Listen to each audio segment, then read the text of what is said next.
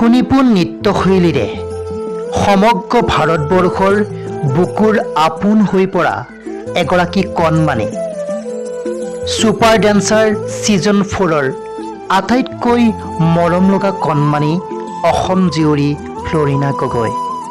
আৰু এই ফ্ল'ৰিনা গগৈয়ে ইণ্ডিয়ান আইডল ছিজন 12ৰ আটাইতকৈ জনপ্ৰিয় প্ৰতিযোগী পৱনদীপ ৰাজনক লগ পায়।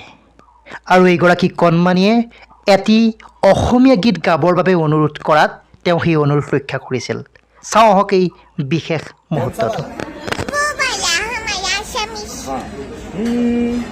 মই হোৱা কোঠালিত মাৰি ছবি ৰাখিছো হে মোবাইল ৰল পেপাৰ কুন্তলা তোমাৰি ফটো ৰাখিছো।